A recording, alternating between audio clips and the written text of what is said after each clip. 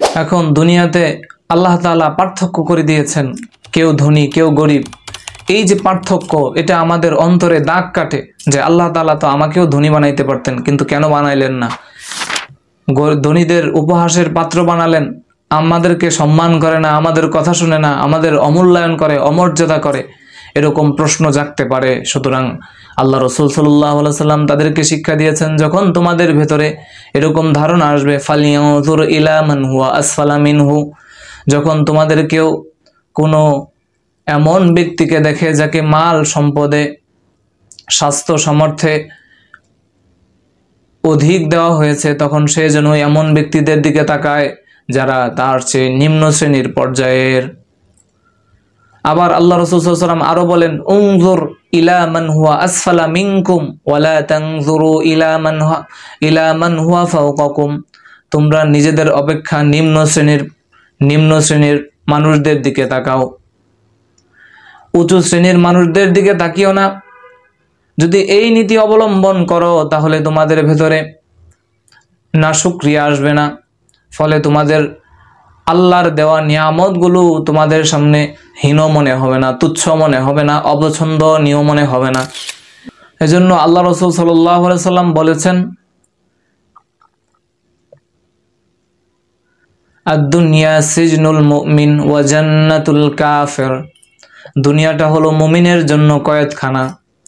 মূলত কয়েদখানার বৈশিষ্ট্য তিনি এখানে টেনেছেন। এজন্য প্রকৃত কয়েদখানায় নিজের ইচ্ছায় কিছু করা যায় না, নিজের ইচ্ছায় কিছু খাওয়া যায় না, যা ইচ্ছা করে তা করা যায় না। প্রকৃত কয়েদখানার বৈশিষ্ট্য হচ্ছে এরূপ। তো মুমিন ব্যক্তি দুনিয়াতে যা ইচ্ছা তা করতে পারবে না, যা ইচ্ছা তা খাইতে পারবে না। যেখানে আল্লাহ বাধা দিয়েছেন, নিষেধ করেছেন, হারাম করেছেন, সেগুলোকে সে পরিহার করবে। এটা তার কাছে কারাগারের মতো। আবার ওয়াজান্নাতুল কাফের, কাফেরদের জন্য কোনো নির্দিষ্ট সীমা নাই, নির্দিষ্ট কোনো বিধান নেই, তারা তাদের মন মতো চলবে, তারা তাদের খুশি মতো চলবে। এজন্য আল্লাহ রাসূল সাল্লাল্লাহু আলাইহি সাল্লাম এখানে এই পরিভাষা ব্যবহার করেছেন, সিজনুল আদ-দুনিয়া সিজনুল মুমিন ওয়া জান্নাতুল কাফির। মুমিনের জন্য দুনিয়াটা হচ্ছে আল্লাহর সীমার মধ্যে থাকতে হবে তাদেরকে, কিন্তু কাফেরের জন্য কোনো সীমা নাই।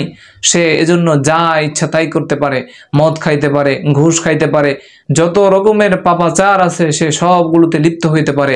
তার জন্য ইসলাম কোনো বাধা আরোপ করে না, তার জন্য কোনো নিষেধাজ্ঞা আরোপ করে না।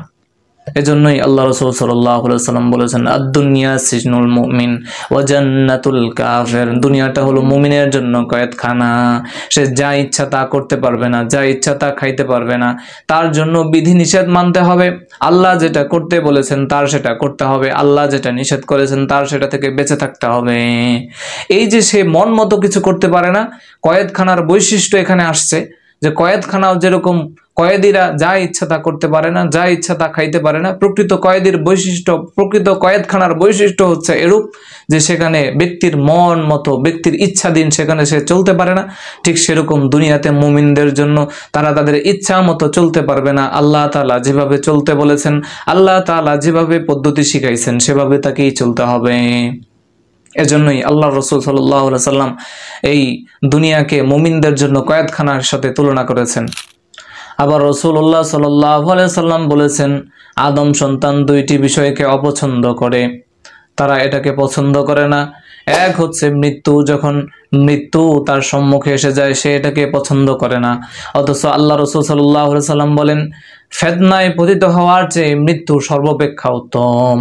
এজন্য আল্লাহ রাসূল সাল্লাল্লাহু আলাইহি সাল্লাম আরো এক জায়গায় বলেছেন, তুহফাতুল মুমিনিল মাউত, যখন আপনি জীবনকে আল্লাহর আদেশ নিষেধের মাধ্যমে সাজিয়ে ফেলবেন তখন মৃত্যুটা আপনার জন্য উপহার স্বরূপ হয়ে যাবে। ফলে আপনি মৃত্যুকে ভয় পাবেন না।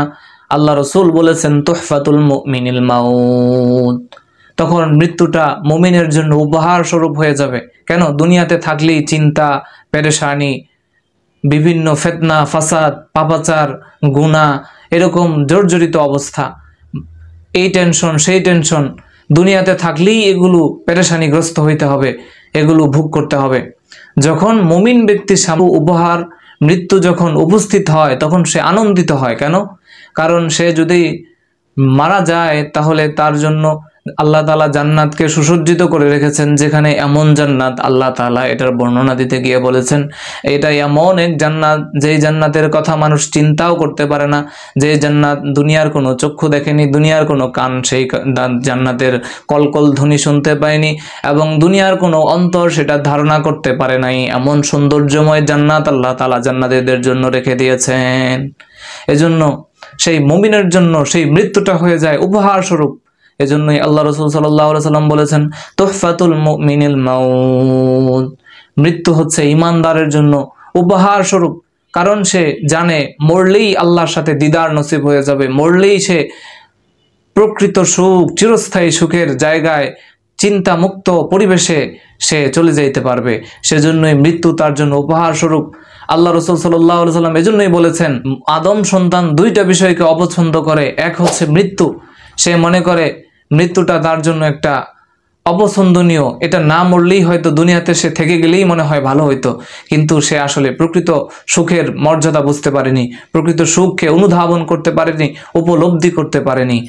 আল্লাহ রাসূল সাল্লাল্লাহু আলাইহি সাল্লাম 2 নম্বরে বলেছেন যে সে সম্পদের স্বল্পতাকে অপছন্দ করে, অথচ কিয়ামতের দিন যার অল্প সম্পদ থাকবে তার হিসাব বড্ড সহজ হয়ে যাবে।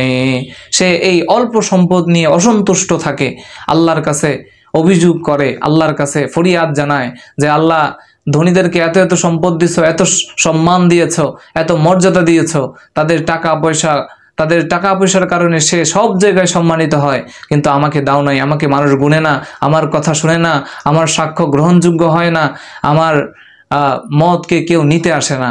তো এরকম ভাবে তার মন ব্যথায় জর্জরিত থাকে। সেজন্যই আল্লাহ রাসূল সাল্লাল্লাহু আলাইহি সাল্লাম বলেছেন যে সম্পদের স্বল্পতা আদম সন্তানকে ব্যধিগ্রস্ত করে, তাকে দুঃখ দেয়,